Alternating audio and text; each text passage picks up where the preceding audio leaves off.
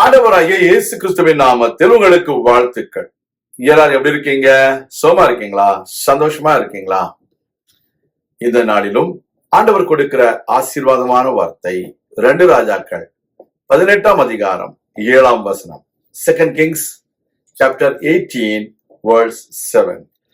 ஆகையால் கர்த்தர் அவனோடு இருந்தார், அவன் போகிற இடம் எங்கும் அவனுக்கு அனுகூலமாயிற்று. அவன் அசீரியா ராஜாவை சேவிக்காமல் அவன் அதிகாரத்தை தள்ளிவிட்டான். அருமையான தேவனுடைய பிள்ளைகளே, therefore the Lord was with him and the Lord prospered everything whatever he did. That's the promise.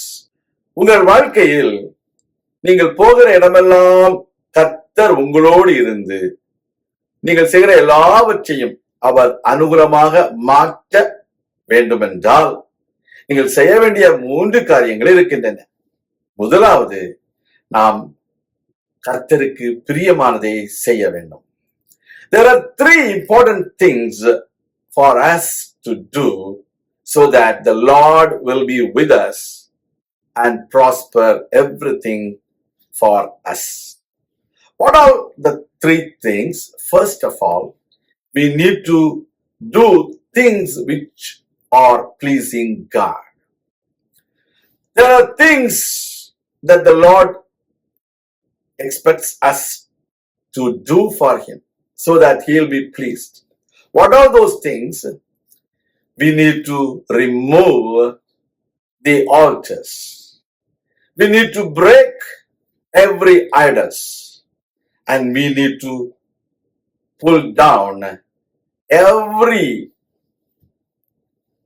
idolistic things which are in our life. We need to understand, only when we remove the altars and the idols and everything which are abomination for God, then you will do whatever that pleases God. அதுதான் ஆண்டவருக்கு வேண்டும். அவருக்கு பிரியமானதை செய்யணும். முதலாவது, மேடைகளை அகற்ற வேண்டும்.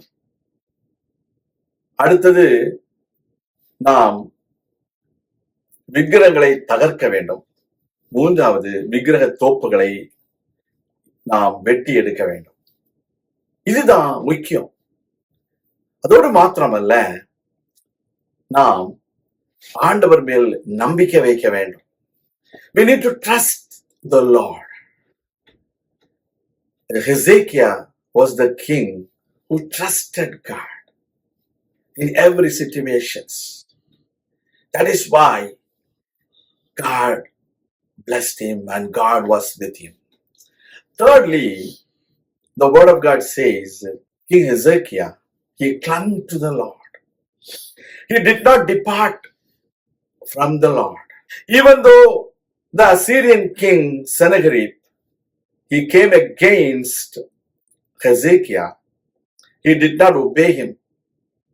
He did not trust him, but he trusted God who will give him the victory. Today, we need to be like Hezekiah.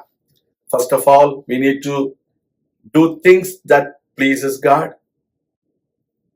We need to trust God and we need to cling on to God.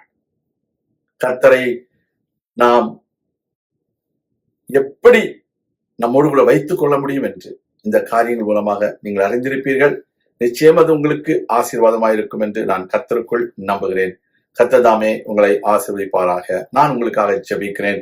மேல் பரலோக பிதாவே, எசேக்கியா ராஜாவை போல நாங்களும் உமக்கு பிரியமானதை செய்யவும், உம்மில் நம்பிக்கை வைக்கவும், உம்மை சார்ந்து வாழவும் கர்த்தாவே எங்களுக்கு உதவி செய்திடணும். எல்லா தடைகளையும் மாற்றி போடும். நாங்கள் உடைய பிள்ளைகள், நீர் எங்களை ஆசீர்வதித்து எல்லாவற்றையும் எங்களுக்கு அனுகூலமாக செய்திடணும். இயேசு கிறிஸ்துவின் நாமத்தில் ஜெபிக்கிறோம் எங்கள் நல்ல பிதாவே, ஆமேன். கர்த்தர் தாமே உங்களை ஆசீர்வதிப்பாராக. ஆமேன்.